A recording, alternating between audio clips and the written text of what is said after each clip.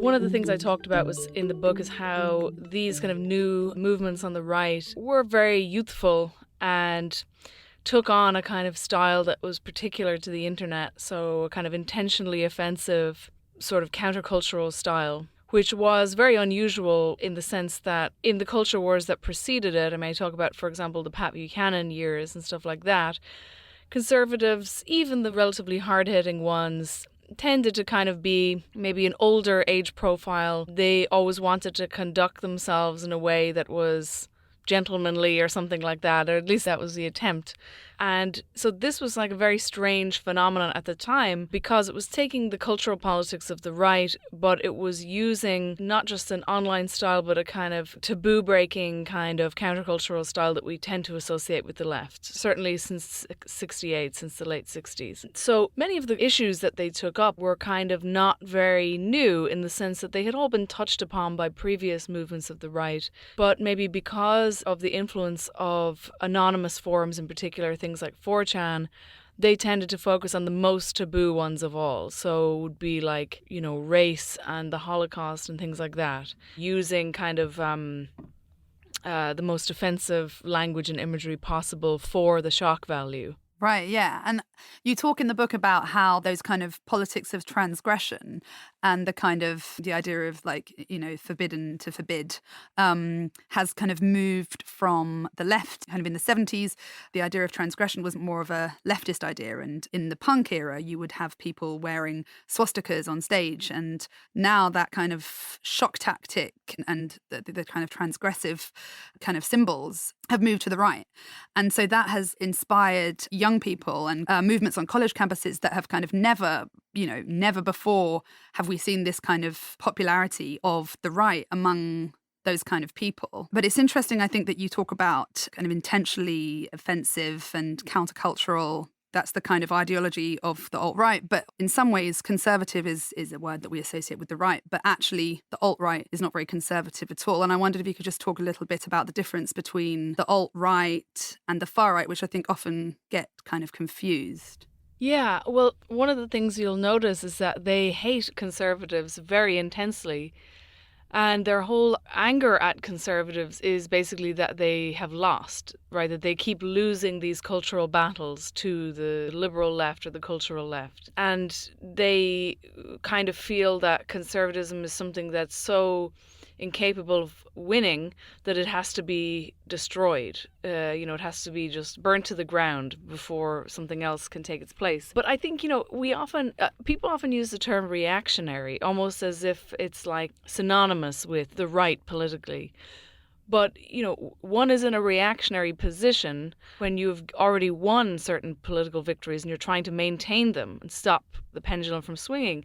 And so that's kind of the position that people who are on the liberal side on cultural questions are in now. I mean, they're in the reactionary position. They're trying to stop these movements of the right from kind of interfering with the gains that they have won. And so there have been these massive cultural gains on the liberal side. So that's why the kind of transgressive stuff makes sense in a way, right? Because once you start to gain cultural power, then you are in the reactionary position of having to maintain it and having to also kind of essentially guard what you have with a system of taboos. So the liberals found themselves erecting all of these kind of shibboleths and not allowing anyone to transgress against them. And so, yeah, the cultural right found itself in the opposite position as being the counterculture and stuff like that. In terms of the left and how the internet changed the left, I mean, the thing is, you can be on the left and have a whole range of opinions when it comes to the economy. In Britain, for example, you could probably be in the Labour Party and be anything from like a neoliberal to like a Stalinist or something, right? And you could probably be allowed in the Labour Party. People would disagree with you, right? And you could have pretty civilized arguments about it that would be rooted in in the material world in some way. It's only on the cultural questions that you're not allowed, if you budge an inch from what is acceptable today. Well, that's why in some ways the ideas of right and left have kind of slightly lost their meaning. And in some ways, would you say that the kind of unmooring of the left from its economic roots, and its focus on economics is partly to blame? Yes, definitely. I mean, that's been my view. And that's a view that you tend to get in a lot of trouble for on the left because, as I say, the only things that are so controversial that you can't even really talk about them at all are cultural questions. So as a result, there is this kind of internal like culture of ultra puritanical kind of purging, so people are constantly getting purged on the left for some misstatement on a cultural question, or even, for example, if you say, I think that the left should get back to its materialist and its economic roots and address the kind of economic questions that, are of concern to the vast majority of people in their everyday life, and that should be central. People will immediately say, oh, well, you're actually saying that for this other sinister reason, that, you don't care about, minority issues or issues of, LGBT issues or women's issues or whatever.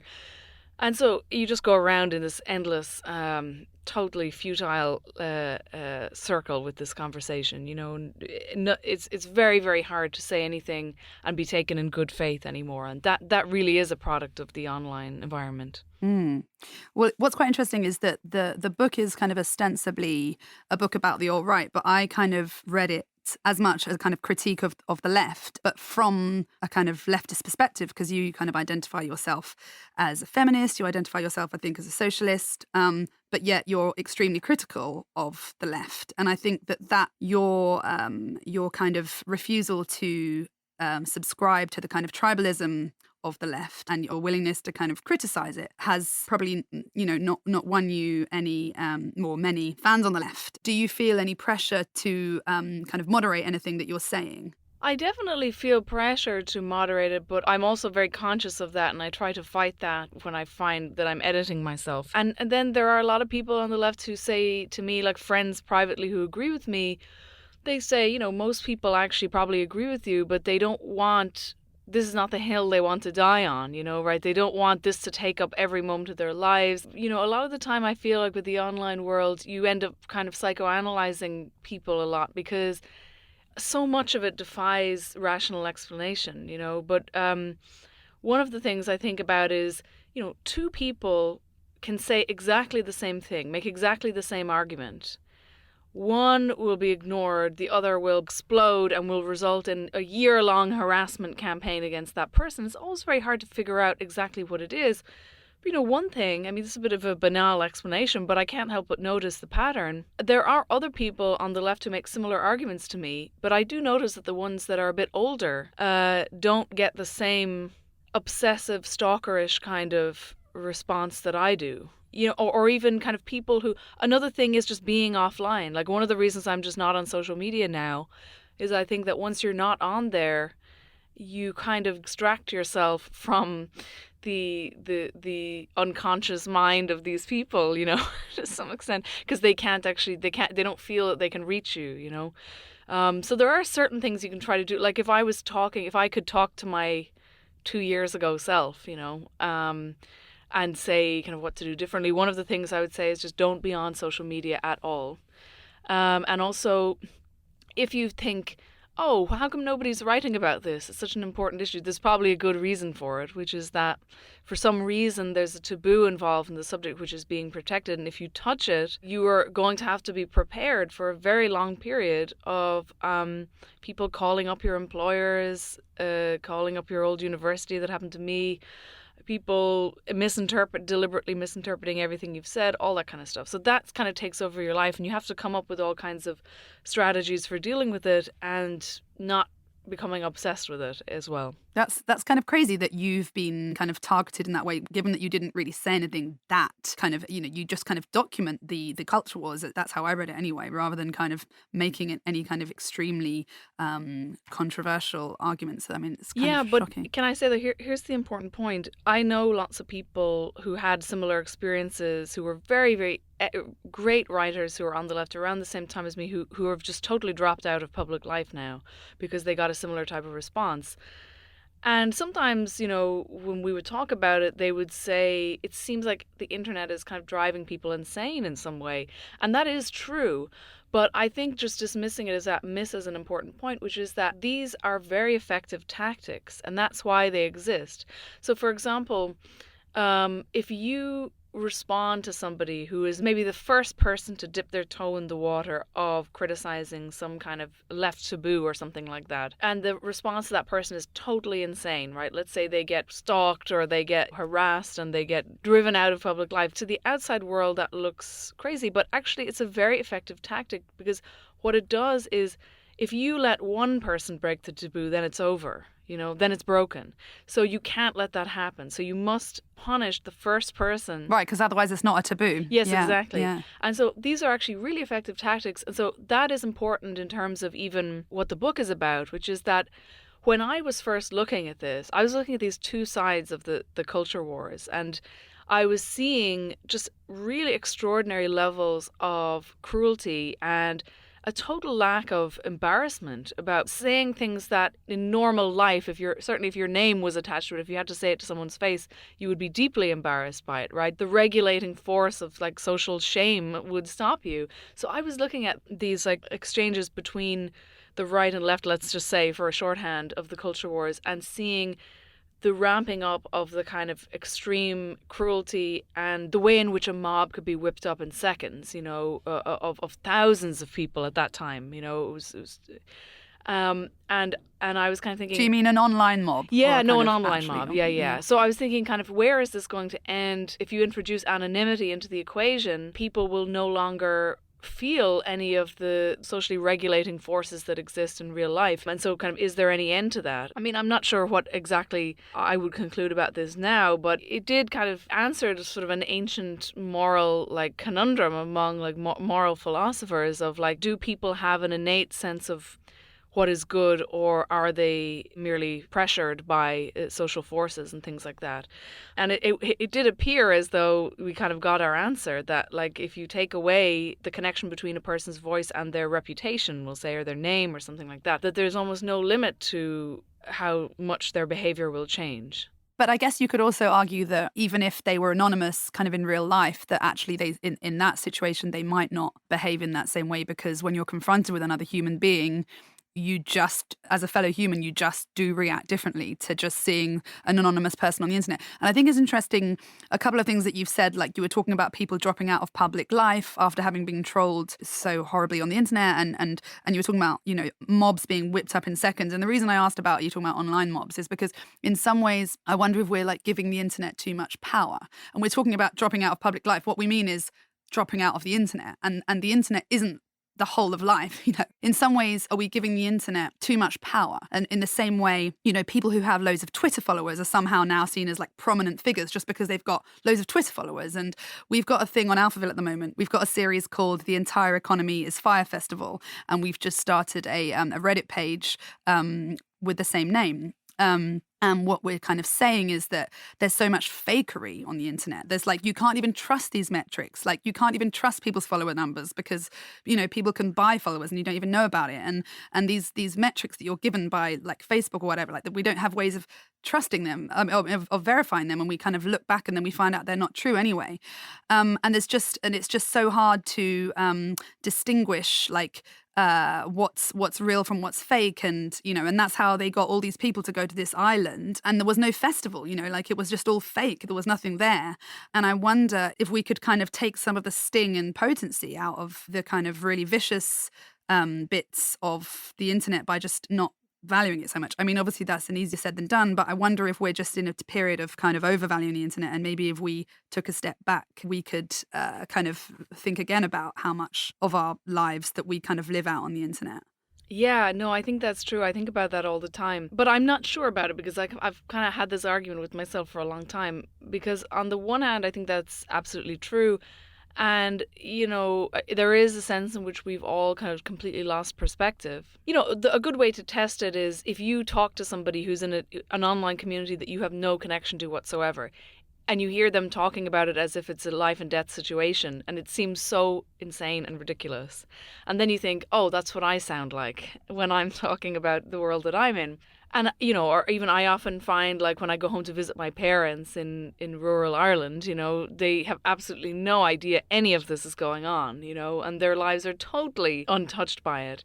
However, people, younger people in particular, we know do spend an enormous amount of time online, and therefore they are being shaped by it, and they are going to go out into the world as people who have been very shaped by it. So they are being exposed to the ideas that are going on online, the arguments that are going on online, to some extent the behavior as well. Another thing is that if the meme of you being a hate figure gets out there, right, and that starts to take this unstoppable momentum that things online tend to do. And now, I don't see myself as that, by the way. I mean, but there are examples like John Ronson wrote this great book about online shaming. And actually, in a way, he was really ahead of his time because it got so much worse after he wrote that book. But, if you're one of these people who becomes a totem for something that a particularly enthusiastic, I suppose, group of people online really hate, that will spiral into real life. So, just for example, the Daily Beast published a piece just about a week ago,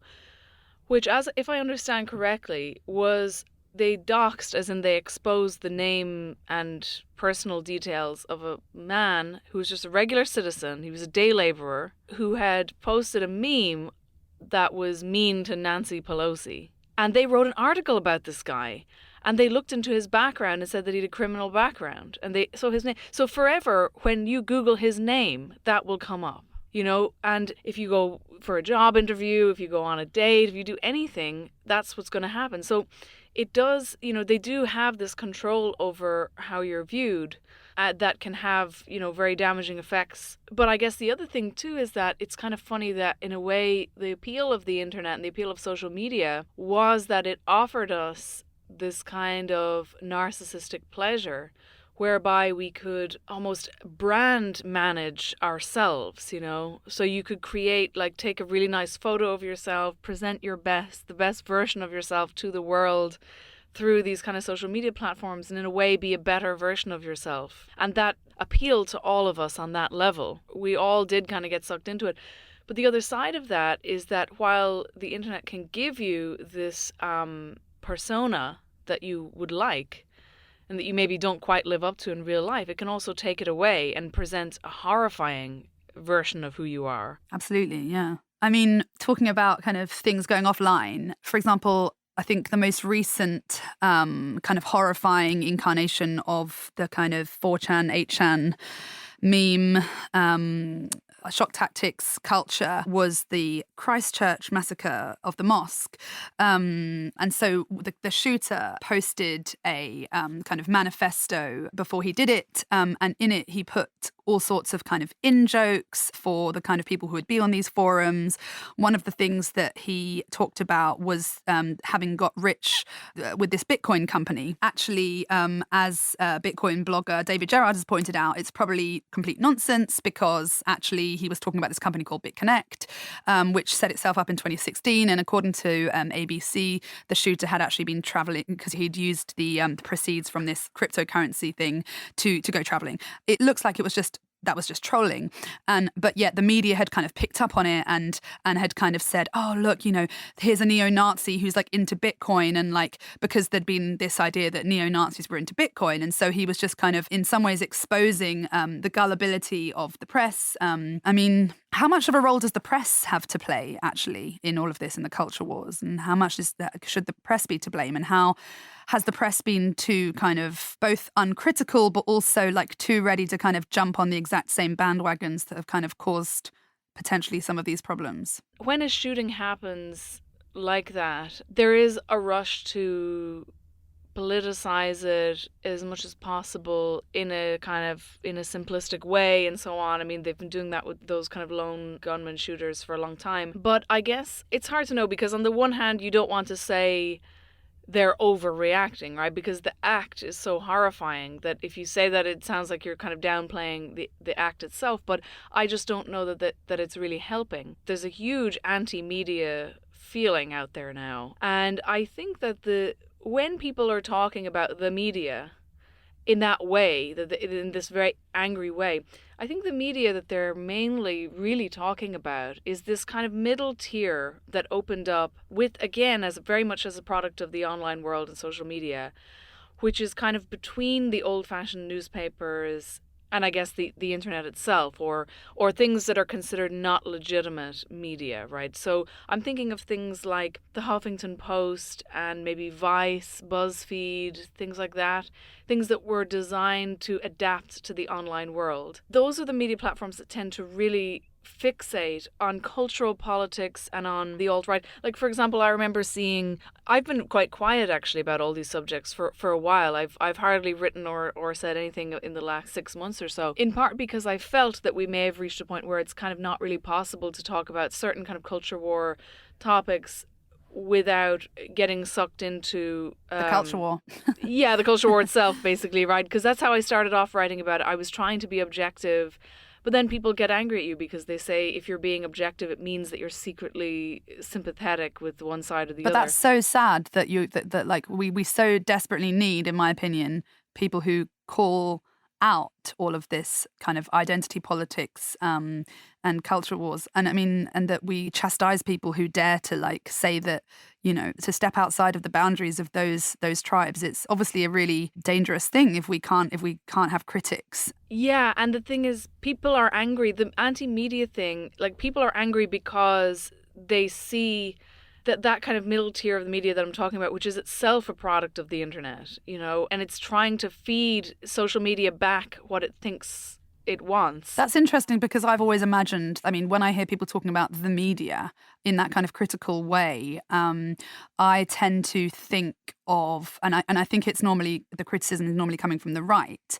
and they're talking about the liberal media. And so I tend to think of the kind of old school media. So, and I wouldn't actually include the Financial Times in this because I think that we're less associated with the kind of right or left. But for example, the New York Times, I think, has been criticised for its coverage of Trump and its kind of failure to properly engage with and its failure to kind of be completely fair always to Trump and to kind of jump on things that he says that, and I mean, and the New York Times is one example. Then we've got, you know, over here we've got the Guardian, and I always think of the critiques of the kind of liberal media being more about those kind of papers than the kind of online middle of the, what did you call it, kind of mid-tier media. Yeah, well, that's true because they associate the New York Times and maybe the BBC in Britain, that might be the equivalent, with this kind of elite. But I think if you actually look at the articles that really get them angry, they usually do come from more that kind of online magazine form type of thing,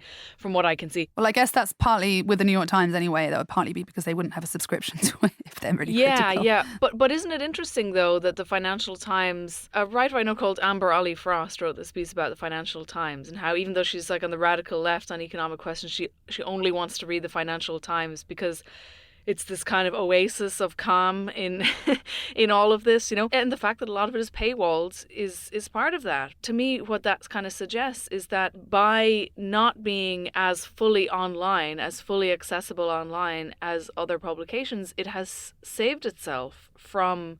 I don't think that you can enter into that world. In the short term, it gets you massive attention. Everyone's talking about whatever you've said.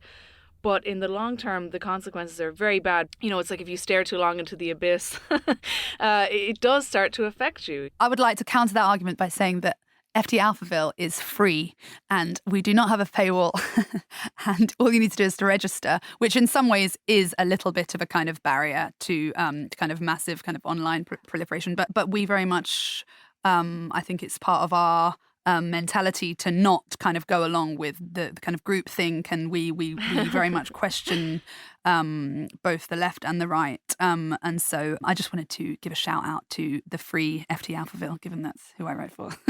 And I just to say that it's not always the case. And the equivalent of that in terms of what I'm talking about in the book is that a lot of the characters in the book became hugely famous overnight online with no kind of usual channels, right? So they just had social media accounts and became celebrities with often bigger audiences than entire newspapers. So a figure like Milo Yiannopoulos, for example, he's someone who, you know, clearly enjoys fame, right? I don't think he would even dispute that. So he becomes this huge celebrity overnight and totally self-made in a way, right? Like he didn't have like an institution around him or anything like that. I mean, Breitbart to some extent, but he did make his own career. He kind of rode the momentum of the online culture wars. There's like that unstoppable momentum of that period to fame. But then, of course, his whole career came crashing down overnight. He had a huge book deal. He got dropped by Breitbart. He got a few really effective kind of big hit pieces written about him. And his career was just disappeared overnight. Yeah, which is fascinating given that he was propped up by this alt-right, which is kind of, as you describe it, kind of all about breaking taboos and, as we've talked about, transgression and shock tactics. And his downfall came in, I think it was early 2017. He'd made the comments, I think, in 2016, defending Catholic priests for raping underage boys. And this was suddenly a taboo that was unacceptable even to the alt-right. And I mean, obviously, if we think of the alt-right as being a kind of socially conservative group, which I think is not what you argue, then that would make sense. But if we think of the alt-right as having no coherent kind of ideology, then this becomes kind of interesting that it does have some taboos. Do you think that, like, what are those taboos? How would you define the alt-right? And is it still a useful definition in 2019? I think that at the time that I was writing that, you could say there was a broadly new right or something like that. Like there was a new right emerging online that was very much a product of the online world. That was a different set of people, a much younger set of people who in many cases didn't even come from the conservative movement or anything like that. And they were all kind of thrown in together. They were all talking to each other as well. At the time, they were all going on each other's shows and they were all sharing the same memes and things like that. Well, since then, like say in the 2 years since the book came out, I would say all the different groups there's a much more clear line of demarcation between each one along ideological lines. So I would say that the people that I described as alt-light in there. Alt-light, can you just explain for listeners, like who would you describe as alt-light? So alt-light was obviously, meant to be a kind of pejorative, suggesting that they're like the alt-right but a watered-down version in some way. And I guess those were people who didn't want their political views to be about race. Even though they wanted to break certain taboos about language in that area, they insisted that it was actually... They had kind of almost neocon politics, really. And although the style was different and so on.